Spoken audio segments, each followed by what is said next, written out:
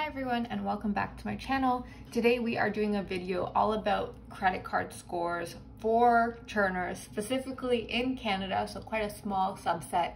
And this is from the recommendation of Jacob from about a month ago on one of my videos. He asked a little bit about credit scores, so I figured I would lay it all out, let you know the difference between the two different credit bureaus. So we have TransUnion and Equifax, looking at how to get a better credit score, looking at pretty much what that means, because usually if you tell anyone that you do credit card churning, the first thing out of their mouth is, oh, that's going to ruin your credit score.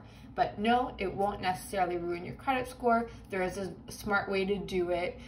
There are different methods that you can use, keeping track of it, knowing when you can either put your foot on the brake or put it on the gas, depending on what your goals are. So we are going to be discussing that today. So I hope you enjoy this video. If you do have any recommendations for other types of videos you'd like to see, you can let me know as well. I can look into that as an option. But with that, I hope you enjoy this video and I hope you stick around for some other videos as well. So let's get started with a little bit of background information. So what exactly is a credit card score? It's essentially a number, and that number does range from the lower end of about 300 and the higher end is 900. And it's a number that is given to you in your credit file based off of a bank's view of your ability to pay your bills and your debts on time. So something would include a mortgage, a credit card or a credit card bill, a line of credit, or something like if you're borrowing money. So it is a number that's given to you, and that number does fluctuate over time. So it's never a constant, which is both good and bad depending on how you look at it. It's not one constant number. It does change depending on things like how many accounts you open up, the age of your account, etc. So that number does always move. I'll get into those 5 factors in a second. But in terms of what scores should you be aiming for? So anything above 800 is excellent. So that's good. If you're over 800, that's great. And then you have 740 to 799, which is good, or great if you want. Then you have 670 to 739, which is good. Then you have 580 to 669, which is fair. And then 300, which is the lowest, to 579, which is poor. So when you are applying for credit cards, if you have lower end of the scale, you're less likely to be approved for a card. If you have a higher number, you're more likely to be approved for a card. It's not just your credit card score that they look at, it's one factor of multiple different factors. So these are the numbers that you can range from, which will help determine if a bank was looking at your profile, how likely are you to pay your debts on time. Now this number, like I mentioned, it does change. You can get weekly updates, monthly, quarterly updates, depending on the system that you're using. But essentially there are 5 factors that will help to determine your credit score. So the first one is your age of accounts. So if you are 18 and you just opened up an account a month ago, your credit score probably isn't going to be 850. This is your first account. There's not really a good way for a bank to determine how well, or how do I say that sentence? How good you are at paying back your debts, because you've only had it for 1 month. So with that idea, a lot of times when we are talking about credit card churning, it's generally recommended, and I use that term in quotes because I can't quite give you recommendations. It's not financial advice. But it's recommended that you keep your oldest card open.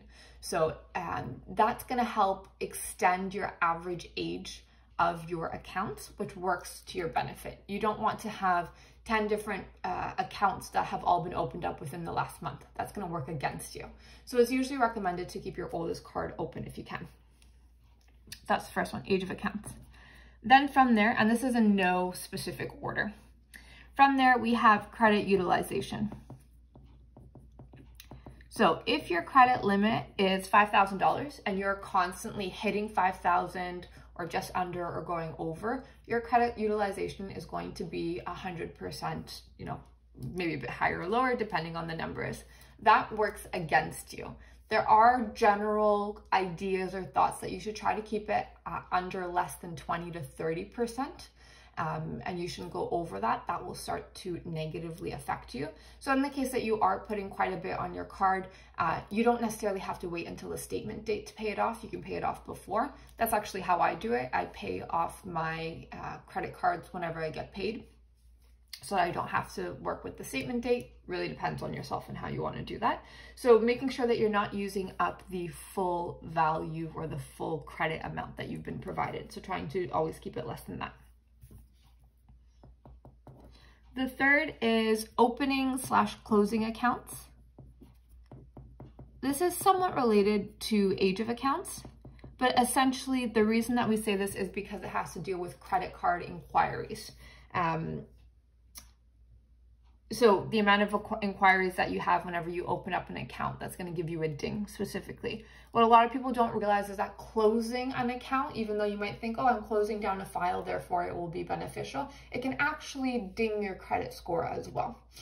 Sometimes you never know. So sometimes when you go to open up an account, your credit score might decrease by 10 points. It might decrease by 50 points, which is quite a bit. It depends on a number of different factors. Sometimes it will bounce back up within a month, sometimes within 3 months. So it's hard to really pinpoint how much of each of these sections are going to affect your credit score and by how much, because it's constantly in a state of flux. So it's really hard to say if you do A, your credit score will change by 3 points or 8 points or 20 points.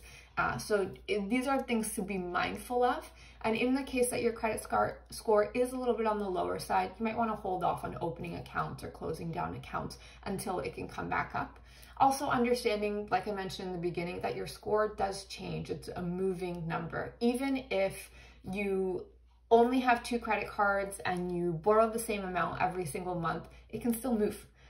Or you can do the opposite, where if you open up a bunch of accounts, it might not move at all. So you never really know how you're going to be affected. So opening and closing up accounts. Then you also have missed or late payments.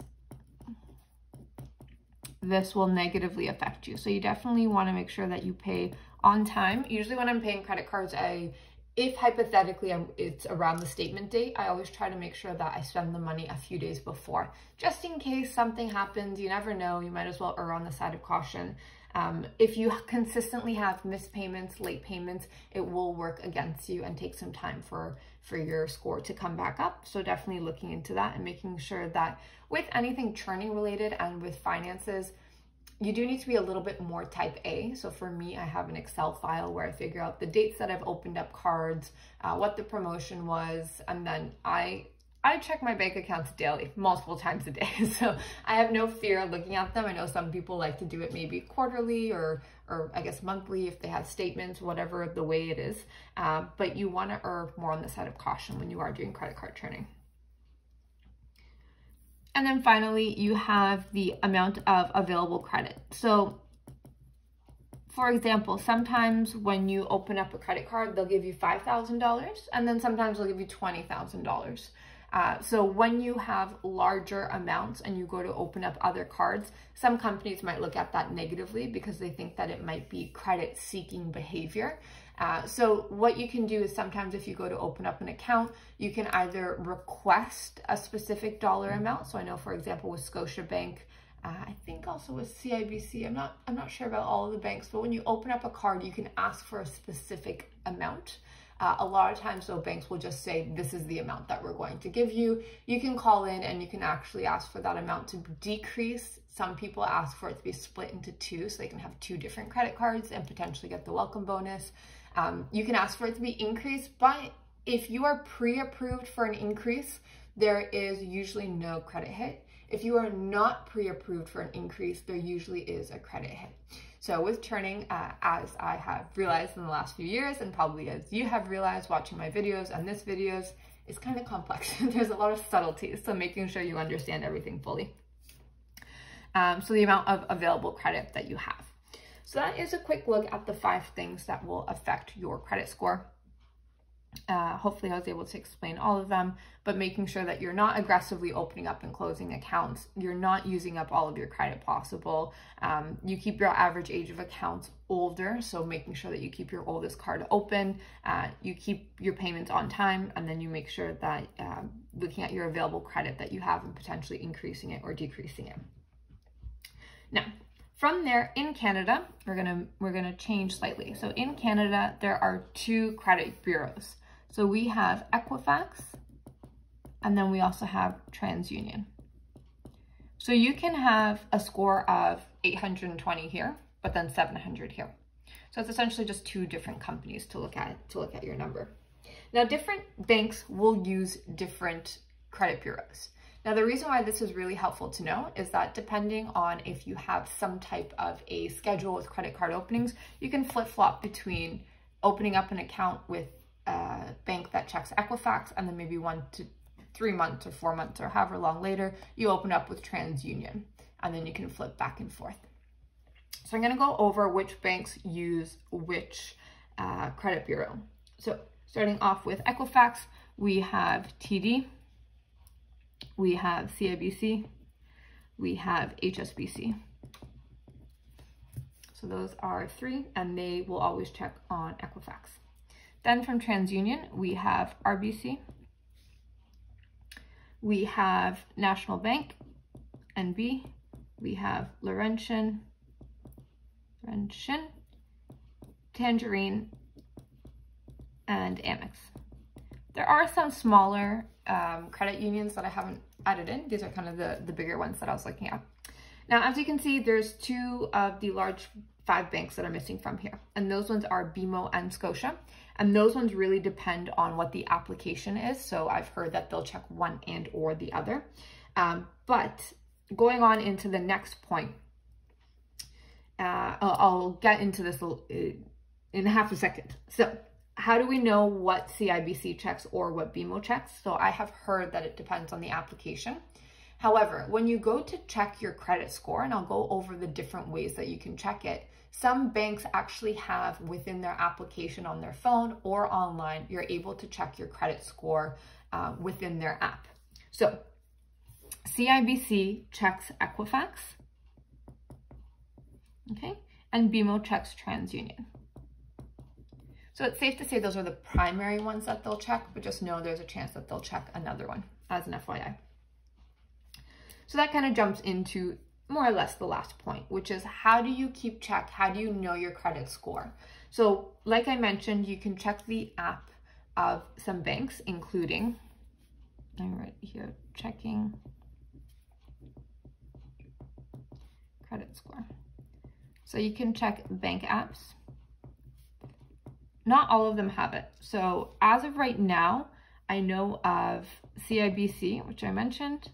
I know of BMO, and then also Scotia has it as well. If there are ones that I've missed, please let me know. These are the only ones that I saw at least online for the moment.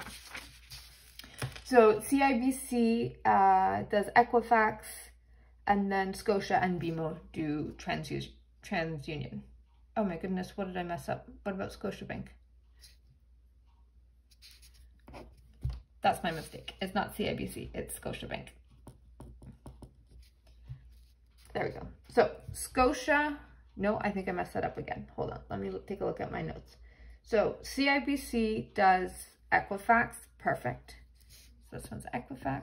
My apologies, I don't want to confuse you. I don't want to confuse myself either. There we go. CIBC does Equifax, okay. Scotia does TransUnion, so Scotia's on this side. Okay. And then BMO does TransUnion as well. TransUnion and TransUnion. So those are some that you can use. You can also go on to something called Borrowwell. So this is free, and they actually send you a weekly update of your credit score, and you'll be able to see, hey, there was an inquiry by this company, there was a mispayment. What I quite like about really all of the apps and such is that they kind of give you a chart, so you can say, oh, okay, this is where it was. So I quite like that. So borrow well. Every Friday when I'm drinking a glass of wine after a hard week at work, I get an email sometime in the evening saying, hey, you have an update. And you already know if your score went up or not because it'll just say, great job in the email. So sometimes I don't check all the time. Sometimes your credit score will stay the same for many, many months, like I mentioned, even if you've had multiple inquiries. So when we look at credit scores, because a lot of people do get worried about credit scores, there's a general thought that if you're looking to apply for a mortgage, then you should probably slow down or stop churning maybe about 6 months before. You can choose how often you want it to be depending on your risk tolerance.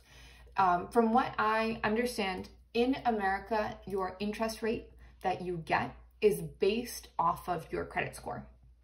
So in the case that your credit score is 750 versus 800 versus 810, your interest rate that you're paying for your mortgage is going to be dependent on that.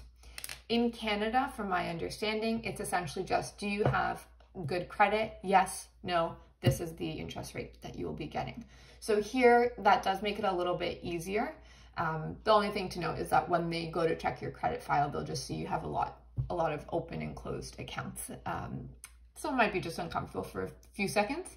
But other than that, just keep that in mind in the case that you are looking to apply for a mortgage. That's really the big concern. And if you're opening up a bunch of accounts and you see that your credit score has decreased substantially, you can slow it down.